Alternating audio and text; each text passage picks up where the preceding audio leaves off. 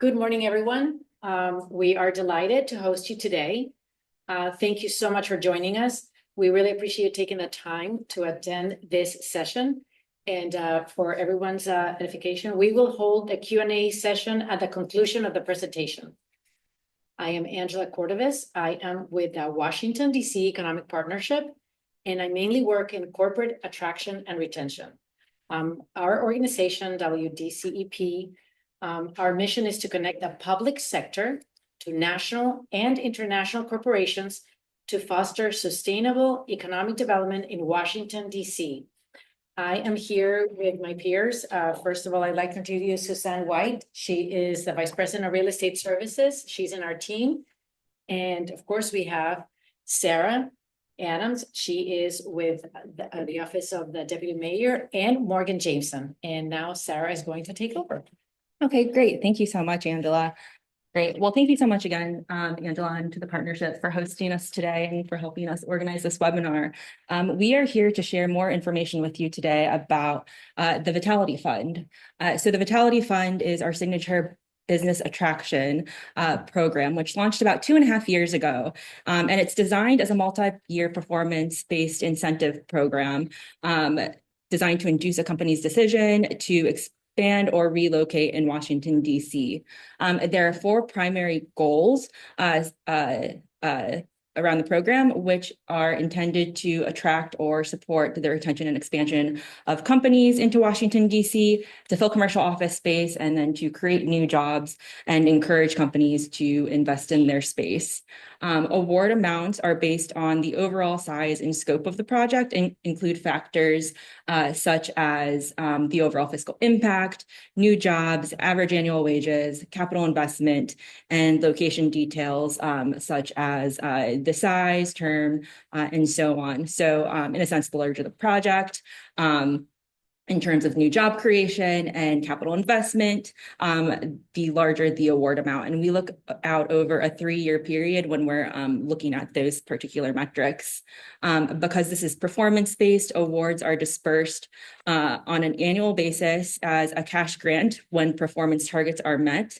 And performance targets are centered around, again, the new jobs and capital investments. And so we encourage companies to apply during their location decision-making process, ideally before a lease is signed. So I'll talk a little bit more about the eligibility requirements. So broadly, to be eligible to apply for the program, companies must, again, commit to relocate or expand in commercial office space in Washington, D.C. They're looking to create new jobs and make a significant capital investment into their space in D.C. They must demonstrate that the expansion or relocation will have a positive economic impact in the district. And so when we look at those factors at what will create a positive economic impact, it's really tied to, again, new jobs, what the capital investment looks like, the overall fiscal impact, the ROI. As part of the program as well, we require employees to be on site in their physical office space for at least 50% of their employees' aggregate work hours. So we understand that some teams may be in office more than others. So that's why we look at the aggregate work hours. And then as part of the program, and typical with most of our grant programs through DC government, there typically are community benefits tied to the programs. For Vitality Fund specifically, they come in the form of either committing to participate in a workforce development program or committing to spending at least 5% of your annual contracting with local businesses. And then for-profit and both nonprofit entities are also eligible to apply.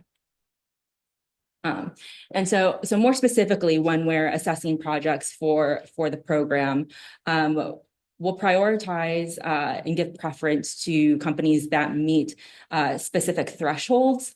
The thresholds that we are looking at are tied to the amount of square feet, the amount of capital investment, the number of new jobs, where the company is locating, and then also whether or not the company is within one of our high growth industry sectors. And so going through each of these thresholds, more specifically, we look at projects that are looking to occupy at least 15,000 square feet for at least 5 years, looking to invest $2 million into their space, creating 3 jobs over a 3-year period, and locating within the Vitality Fund target area, which is essentially downtown DC.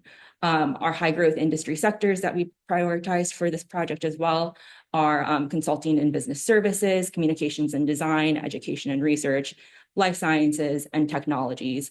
And when we say that we're giving preference and prioritizing these companies, it's really where they fall within the review process. With that said, I will pass it over to my colleague Morgan, who will walk through more specifically the details around the application review. Thank you, Director Adams. I appreciate it. My name is Morgan Jameson. I'm the Incentives Manager for Deputy Mayor Planning and Economic Development here in the District of Columbia. So there are eligible uses of funds if and when awarded. Those can go toward things such as rent, tenant improvements, operational costs, recruitment and hiring costs, as well as workforce training or professional development costs. There's a whole other list of eligible expenditures that are also listed in the RFA, which is also available on the DEMPED Vitality Fund website. So the application process is a multi-phase process. We first start with an intake form that really determines eligibility to see if you then qualify or you are eligible rather for an application. Then there is the application which you fill out and the pre-screening. So we then look at that and make sure everything is complete and timely, followed by the application review panel, where they will conduct a review and make sure that everything is aligning with the RFA. They will score it based on the scores outlined in the RFA, and then make a recommendation to be considered based on the economic impact analysis and the return on investment to the district, of course, a risk assessment. And all of that will determine what that award recommendation would be. The ultimate final funding decision can't be contested or appealed, but will be made by the Deputy Mayor of Planning and Economic Development. So we have 3 different groups, all based on when you submit that intake form.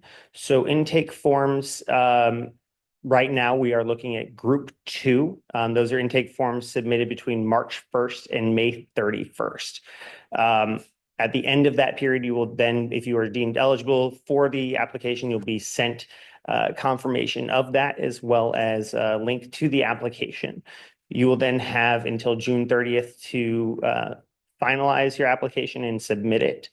As then we will do the application review recommendation period, followed by additional steps. If you are awarded, there's then a compliance and grant agreement period, and then invoicing period is after that. That's when you would actually get your first payment. So 3 groups currently in Group 2 with the intake forms March 1st through May 31st.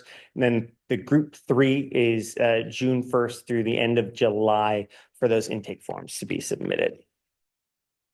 Our scoring criteria, as mentioned earlier, is based on what is published in the RFA. We are looking at new jobs and wages. That's 30 points. Capital investment is another 30 points. Project description is 25. Make sure you're letting us know what the project is. And then the company overview and capacity is another 15 points as well. So what the life cycle looks like is this is a 3-year grant. So you'll potentially get that upfront payment, but then there's going to be performance-based payments based on your annual compliance with the grant administration. So annual compliance is due by February. We'll verify in March of each calendar year, and the award disbursement process begins after we've received that. So this is just an example of we are in calendar year 2025, then we're looking at the next following years as far as what that life cycle looks like. If you want to contact us, there's resources and information. This presentation is recorded and will be published online on our website, so you can research any of these links. Feel free to reach out to us at any point. Director Adams, myself, are happy to talk to you about the program, as well as Suzanne and Angela, if you have any questions about where to go into the district. Yeah, if you have any questions, put them in the chat. We're looking at it live now. Don't be shy, ask away. You have a room full of experts. Question is, are manufacturing eligible? So yes, manufacturing projects would be considered eligible. The program is really prioritizing and targeting commercial office users, but depending on the overall size and scope of your project, in terms of what the investment looks like and the new job creation looks like, projects involving manufacturing would be considered. So, well, thank you so much, everyone, for your participation. We really appreciate it. Have a great day. Thank you. Thank you.